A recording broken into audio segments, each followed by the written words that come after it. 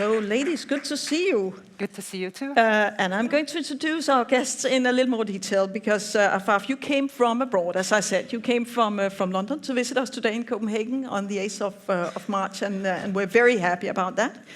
You are working as a senior lecturer of global development studies, and you're also co-director of the Center for Social Justice and Change at the University of East London. You do have a Palestinian refugee background. You grew up in refugee camps in Jordan, yes. And you told me when we spoke on the phone that your activism started there as maybe not a newborn, but at least a kid. And you call yourself a feminist and an activist of color. So welcome to Copenhagen, and thanks for joining us in this conversation. And Naya Bianco, you.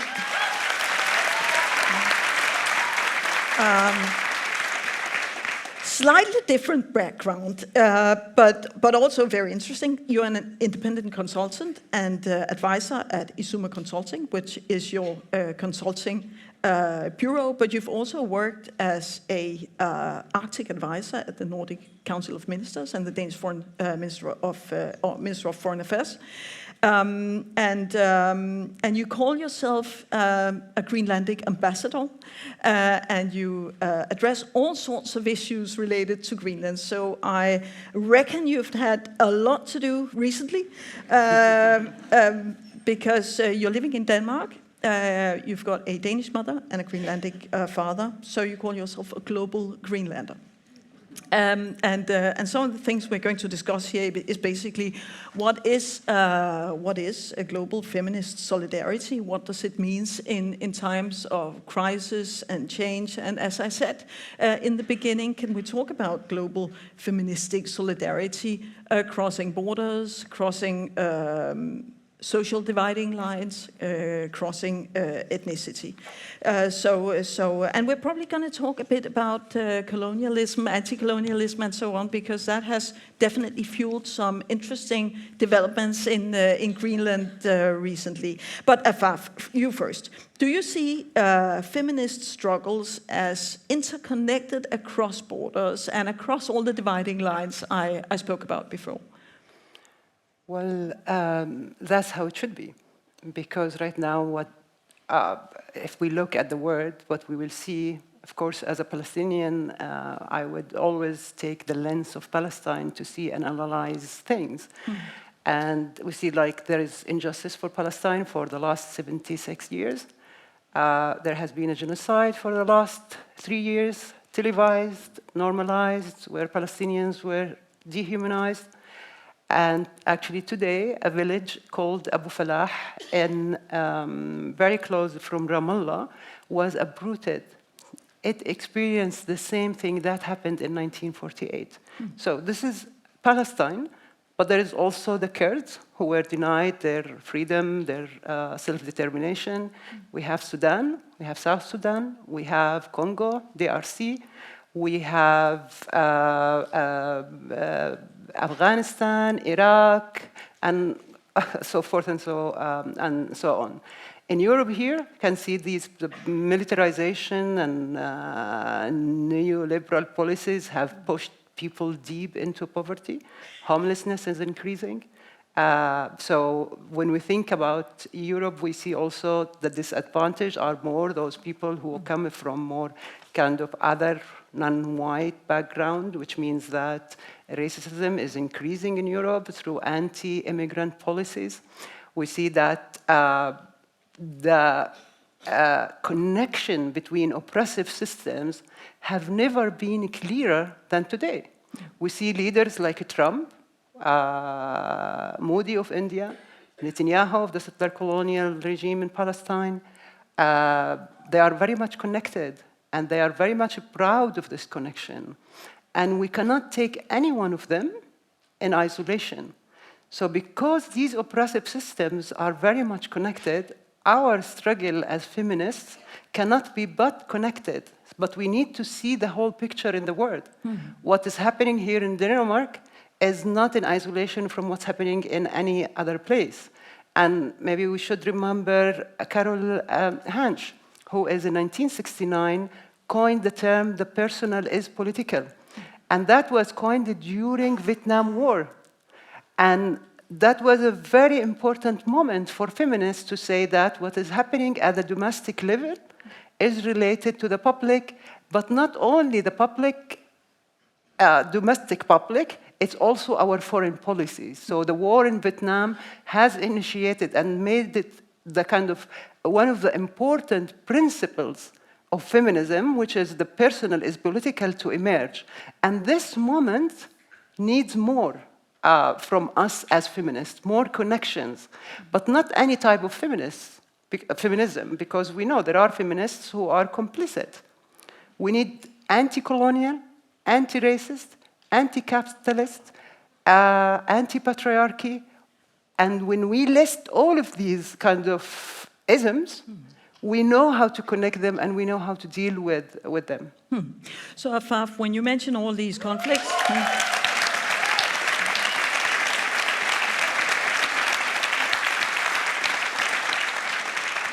So Afaf, you mentioned all these conflicts. Clearly, you're very much into the Palestinian conflict. Is it always women paying the price in these conflicts?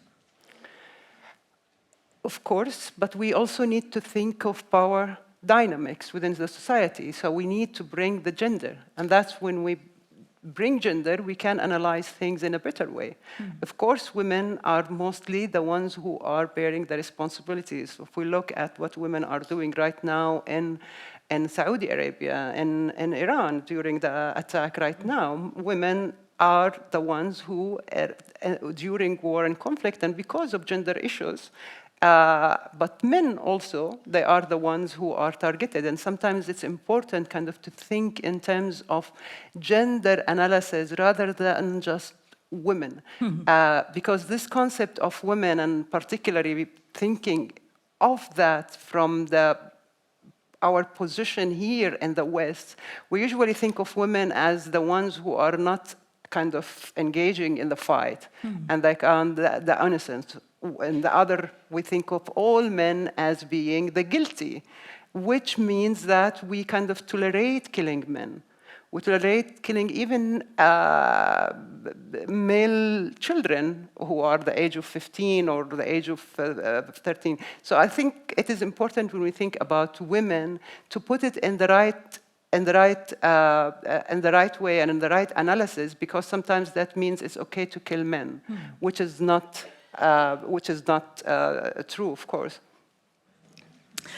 No, I mean it is the 8th of March, but still, I mean let's be a bit careful when it comes to that. But now you're approaching the issue from a slightly different angle, because as I said, you're a specialist within the development in Greenland. What does feminism in Greenland rest on? Well, first and foremost, I think it's important to acknowledge that people of Greenland are Inuit, and Inuit is an indigenous people. And so from an outset before colonialism, there were obviously division of labor and roles within the community, but the women were just as important as men, right? So where the men would go hunt and make sure that we had seals and whales and birds and whatever to feed on, the women would really be the ones who created coherence. They would sew the tents, they would sew the gamit, the boots and the clothing and so forth. But then obviously came colonialism and really put sort of patriarchal systems down onto a society and community that was very communal, and really as an outset has a very sort of collectivistic way of living. We still see that today, even though, for example, Nuuk, the capital of Greenland, where I'm from, it's an Arctic metropole. It's a big city of 20,000 people. Right, so but it's actually quite a large percentage of the Greenlanders living there. It's 1/3 of the Greenlandic population, right? So it is a big city in an Arctic context. But regardless of that, we still see the heritage from the communal system where whenever a family member has been out hunting, they always make sure to give family members parts of that hunt. So we just need to be aware of that sort of foundation for how Inuit lived. And, you know, with the introduction of colonialism and really a patriarchal way of looking at things and patriarchal systems, that has, if you will, screwed a lot of things up in the Greenlandic society. Not only do we have a large number of sort of partner crime, partner violence, for example, but we also do see men in the Greenlandic society and the Arctic in general who are really estranged to themselves. So we sort of have a double issue when it comes to that, and those are sort of practical matters to be dealt with. But I think one of my key messages here today is that not only do we need to, if you will, fight the patriarchy, but we also need to penetrate a lot of the colonial layers that we deal with in the Greenlandic society. And let's talk a bit more about that, because I'd like to talk to you about how anti-colonialism is being practiced today or resisted in Greenland, because I mean, just the last 5 to 10 years, we see a completely different approach from the youngsters of Greenland to their past. And maybe you can say a little bit about that, and we'll try to link it to the feminist issue. Sure. Yeah, it's true. What has pushed that development? Well, when I grew up in the 80s and 90s in Nuuk, colonialism was never discussed. It was something that I had the feeling that, you know, it was behind us, and the only route we were taking was the one in front of us. So that was really sort of a taboo. But I can tell with the newer generation that we've seen a rise of a decolonial movement in Greenland in general. And my own analysis of it is really that we've gone through radical changes in society at large where it's okay to question the system. And a couple examples are obviously Black Lives Matter. That has been an inspiration to the Greenlandic decolonial movement as well, but also the Me Too movement has been an enormous inspiration.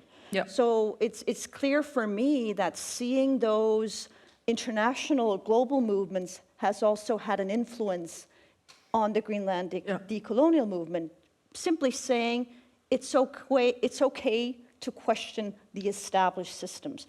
And that also goes for gender equality and feminism, obviously. So I see an enormous potential for empowerment, specifically when it comes to not only working with Indigenous people's rights, but also Indigenous women's rights.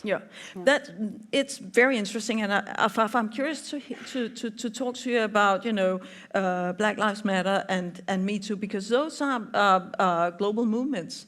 But I'm not sure how meaningful they are to, for instance, Palestinians in the middle of an armed conflict, or the Ukrainians. But I'm quite sure that they are very meaningful to everyday Londoners and maybe students of the UK universities. But where do you see the most impact from these two movements? Yeah, well, just to kind of follow up or just to build up on what you have said, which is really very, very, very, very important about the society in Greenland before colonialism.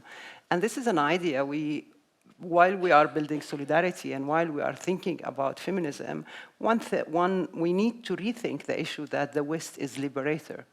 And to take the issue of women all the time as it's okay kind of to invade countries and then take the excuse of women and gender as being the justification for that war. The West has never been a liberator, will never be a liberator, and it's not a liberator of Iranian women right now. It's on the contrary, as we have seen, the West and colonialism has actually turned society that was freer in their gender, in their culture, and in their than the West, and turned them into something that they weren't. And now they are coming kind of to free them again. But this is again, and so that was really an important example, and it's in the context of Palestine as well. We can see the same. The problem with some of the movements in the world, first, they are not really connected. They come with those very, and they are different. The Black Matter movement from the Me Too movement. The Me Too movement was very much kind of focused on women in the western part of the countries, those with some privileges, those who can say, and I know it's difficult for any woman anywhere in the world to talk about violence. Which is but also I mean, why I asked you whether those movements actually play a role to those in the midst of a conflict. It's, again, the same problem we have in relation to feminism. Like first wave of feminisms in the West was indifferent to the question of difference, of what are the other issues that women in the world they are concerned with. So same as with the Me Too movement, it was focused in relation to issues related to how women within the United States, or it expanded to other European countries, and it didn't make any efforts kind of to connect with how do women in other parts of the world would experience this. And it's dangerous for some women, because when you are based in a country where there are no support available for you, kind of talking about sexual violence would risk your life for it. So basically some movements could be just for particular context. But at this time, what we need is we need to connect all of these things. We know that those who are abusing women, those who are exploiting children, they are the same ones who are in the position of power. And they are the ones who are justifying wars against countries based on the question of freedom and women's rights. And for us feminists, we have to have a position. Neutrality is never a position, and there are so many feminists who are neutral, or who are trying to show that they are objective, like, are we with Iran or are we with the United States? No. When there is an invasion of another country, we are against war, full stop. And it is not the right time now.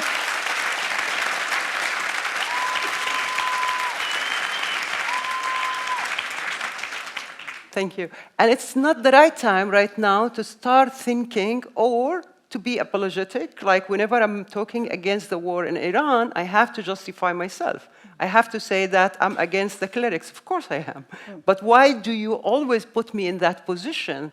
Because of my background, because I'm a Palestinian, I'm always asked kind of to justify because these kinds of position, and we shouldn't be put in any position to justify our positions. When there is a genocide, we are against the genocide.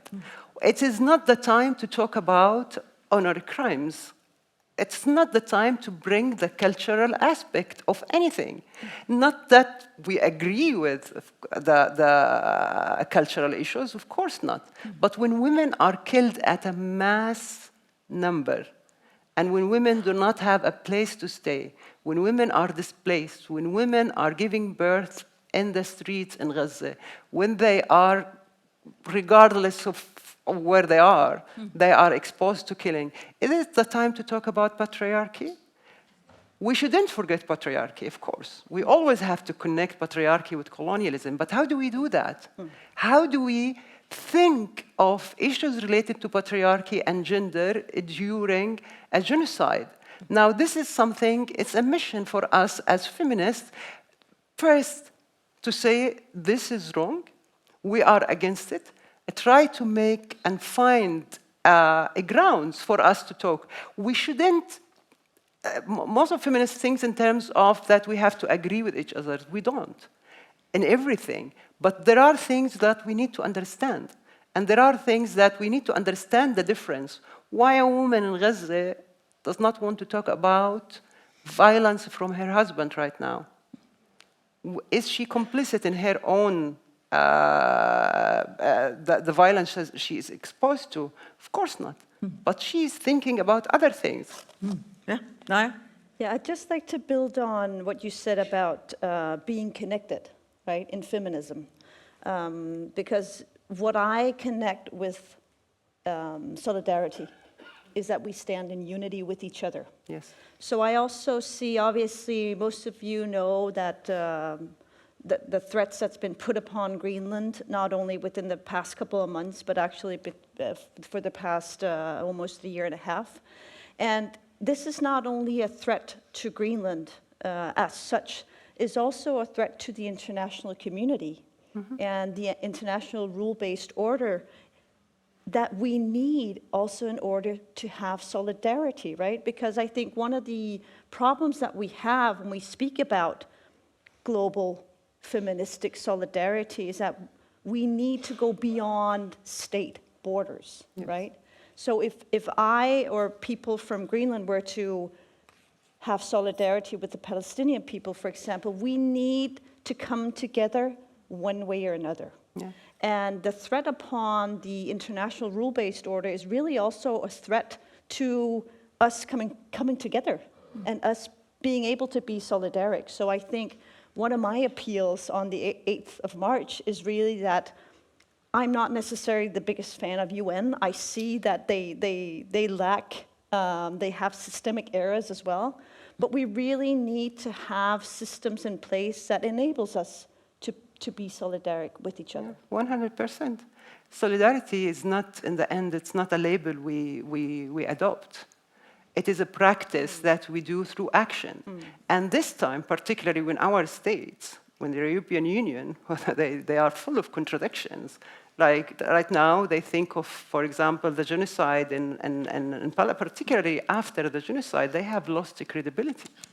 And now with the invasion of Iran, they are losing another credibility. They are saying this is against international law, but at the same time, they are trying to join by sending their, or participating in a way that they are calling it for defense. Defense what? There is an invasion of a country. You are either joining with the invaders or you are with the other side. And this is the risk to the international law. Okay, there are so many errors and there has always been double standards within the UN, but at least there was a system that we can use, you know? Now there is no system, and this is the risk. And the ones who are going to be affected by it are women. All right. And we as feminists will be the ones to be attacked, and we see the anti-gender you discussed before as part of that. We could spend an entire evening or an entire day discussing the links between anti-colonialism and solidarity and global conflicts and women. But for now, we'll have to wrap up. But Afaf, thank you very much for taking your time to join us in Copenhagen. And thanks, Naya, to you. Thank you.